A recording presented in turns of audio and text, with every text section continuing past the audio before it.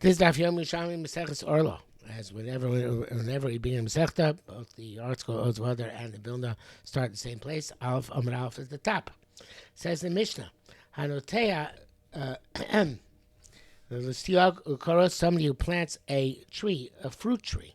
Because fruit trees are Yerushalmi Orlah. First, he is not allowed to eat the fruit of the tree, the benefit from the fruit. But if he planted that fruit tree for a stiog to serve as a fence, the tree itself serves part of the fence. Of course, for the beams of the tree, so you plant for the purpose of olive wood.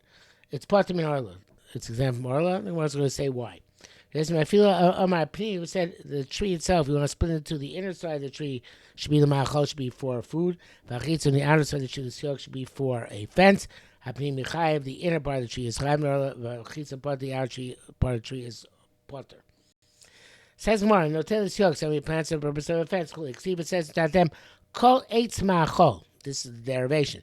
Since when you plant any tree for consumption, that which is for consumption is Chayav Orlah, that one which is not for consumption. If it's meant for being a fence or for the boards or for the wood, it's potter.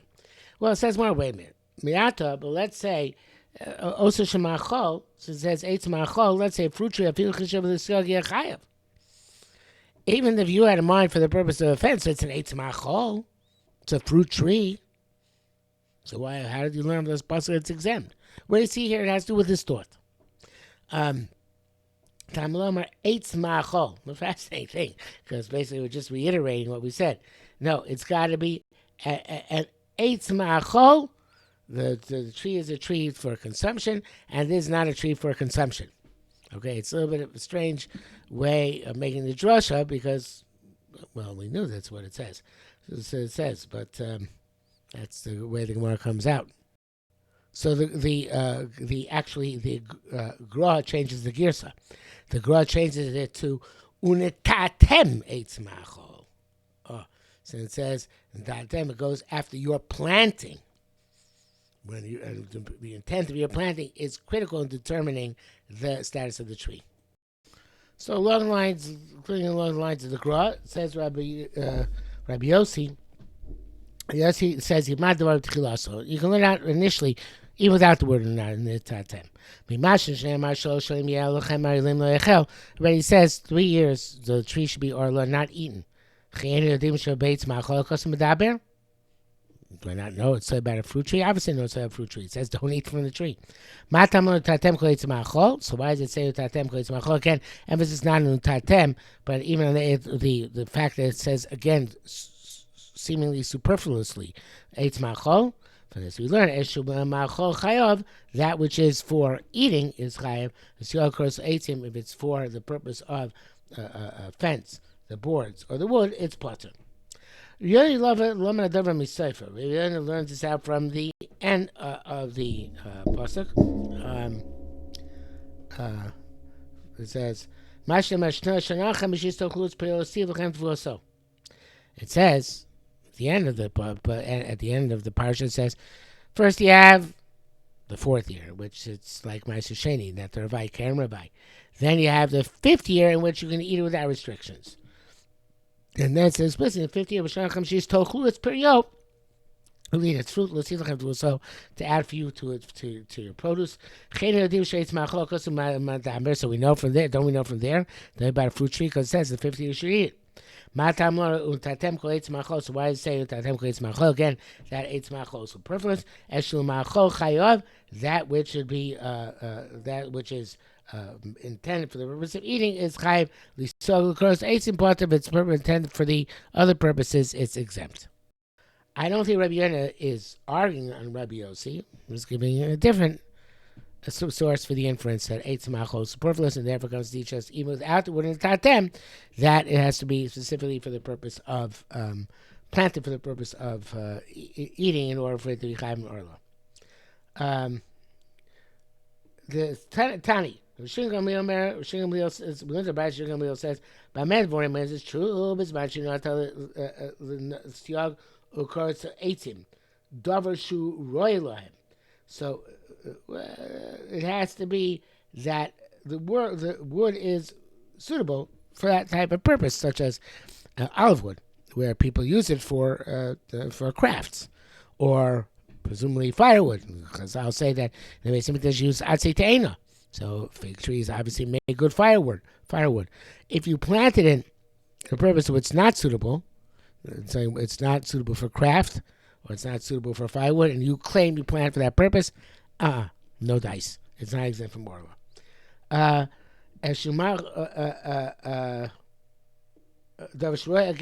davar sheroy lam, not davar she'ein roy lam, chayev. You also Shmuel. Shmuel saying good. My time Rabbanon. What's implications that Rabbanon argue? Why do they argue? So Rabbi Yizir says a fascinating thing. I mean, Mishan is saying to Yosan. Sometimes, even if the tree itself, in its substance, does not indicate that it's for Eitzim Koros, Siog Eitzim Koros, but the way it's planted indicates that.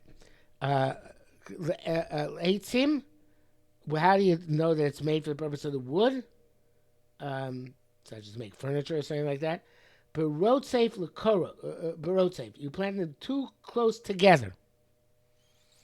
Clearly, it's not meant to be cultivated. Clearly, you need to harvest them and use them for the wood.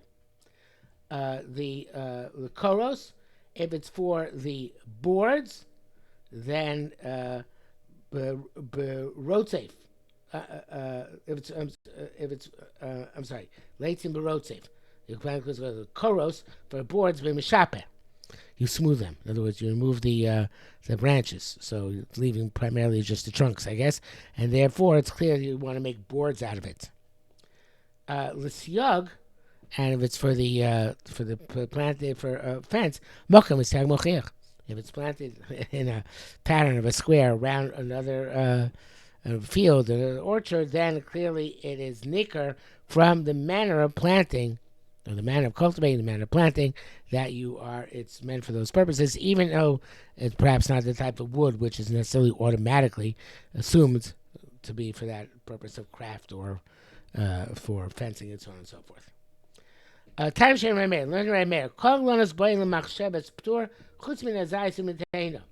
That any tree which is planted for a purpose of exemption, such as to use for siog, eitzim, makoros, except for olive wood and fig wood. Olive trees and fig trees. Because of their significance, even if you plant them with a machshava, with an intent to exempt, they're still chayav. And Meir and Meir says, as follows his line of reasoning, which is known to us, who he expresses himself as follows: Kol ilonos ilon tzrak chutz min hazayis. Any tree is considered to be a non-fruit-bearing tree, except for a olive or fig tree. So in Kilayim it says, the Perek Vav Mishnah Hey, if somebody inclines his grapevines on a lattice work, in order that the grapevine should extend over that lattice work like a trellis, and then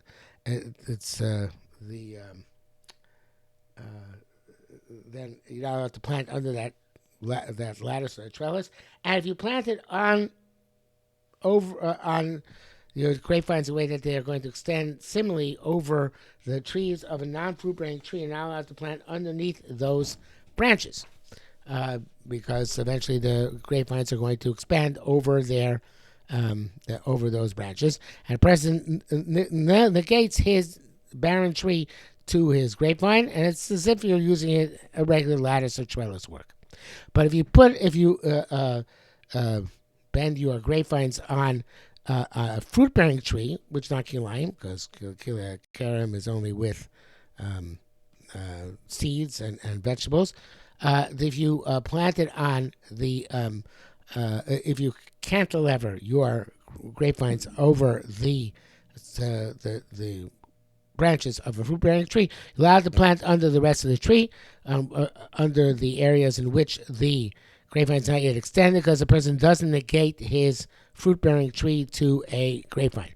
Meir holds that you are mevatel even fruit trees to your grapevines, and has the same status as a barren tree, and now to plant underneath the rest of the branch. The only exceptions, things that are not considered atzei slok, so to speak, are olive and fig trees. That they're very significant, and you don't negate them to the grapevine. So this argument holds in terms of Kilei HaKerem, that the olive and fig trees are not batel to the grapevine because of significance. It also holds that they are so significant that you can't consider them to be planted for Siog, Koros, and Eitzim to exempt them from Orlah. Tani, we went to the Brisa. Shem Rabbi Shimon. Ein lecha ba machshavas betur. There are only 3 types of trees where you can exempt them at all. Why? Because the fruit is not so significant. They can be made into. They can be exempted from Orlah, but only 3 types. Only 3 types of tree. It says here rimon. It's not rimon. It's not. It's supposed to be rimin. According to Rashi and Levi Yerushalmi, shikma utzlaf. So these 3 trees, rimin, which is a certain kind of tree that grows in the desert. Shikma is it's a fig-bearing tree, but a very, I guess, a very inferior fig, so you grow it primarily for the purpose of the wood. Shikma Manor, he was sycamore, but I don't know if it means that here. And Slav is a caper tree. So these 3 trees are, you can have machshavas ptur is effective, but not by any other type of tree.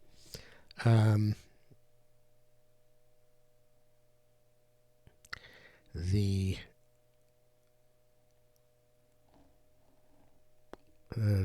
art scroll in a botanical remark says it could be that the remean is the Rhamnus zizi poofs, a wild prune. Okay, obviously that's the case, right? It has inferior fruit when people don't necessarily plant it for the purpose of the fruit itself. So these inferior fruits of these 3 trees, Malchi, Chav, and Meiser, they're Chav in. No, not the inferior fruit, sorry. Any fruits. Any fruit from a tree which is planted for Siog or Koros, which is Patim Orlah. Are these fruits from this tree Chav and Meiser? So we say, since you intend them for Siog or Koros, they're exempt from Meiser. So Tiflukta, Malchi, Meiser, Tiflukta, Rabbi Bob, Armel, Rabbi Hila. It's Machlekes. The spoken argument is Hamishame Peirosov Eitzim. Somebody who is keeping his fruit in order to use it as, not as fruit, but as fuel. Okay, so they're using the fruit as fuel. Rabbi Memo says it's Chayv and Maisris, and Rabbi Hila, Shem Rabbi Yossi Mar Potter says Potter Maisris. What's their logic? Rabbi Memo Chayv Minador. Memo says Chayv Bar Levi Ken Luchev Nachlo Yimach. The Levi will come and take Meiser from you. He has no portion and inheritance with you. From that which you have and he doesn't have, you have to give to him. That excludes Hefker. Hefker, you and him are equivalent in your ownership of it. Neither of you own it, so therefore it's exempt from Meiser. Who shicho have pay a Hefker, and that's also true. Like a shicha pay and the amount the same hefker because everybody's equal. If you're not poor, you can't take. If you're poor, it doesn't matter who you are, you can take. So those are the only exemptions from Maisrus. Everything else is chayv and Maisrus, including somebody who tends to use the food as fuel. Rabbi Yossi says, however, you're potter. Rabbi Yossi potter. Minatah from here, from the following halacha. Kuspar shezara yarka potter. It's a Mishnah Maisrus. Says kuspar, which is I think coriander seed, which you left in the ground until it became hard and it produced seeds, and you're going to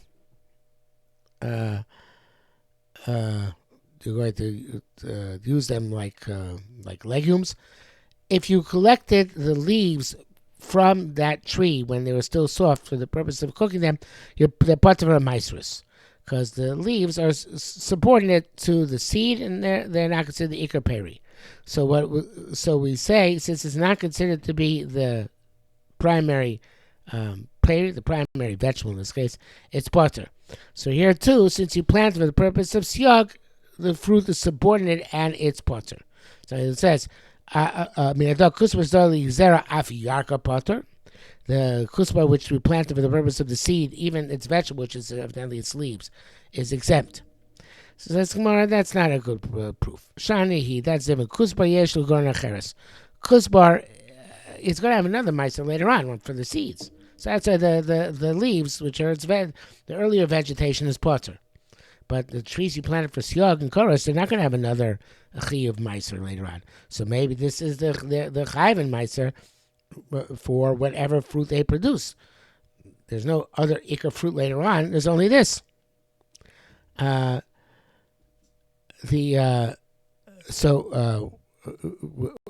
need another source that now for the tour of according to Rabbi Yossi, according to Rabbi Hila. So we are already up to Beis Amrav, however, and the Haydah is another source. We will leave that for tomorrow.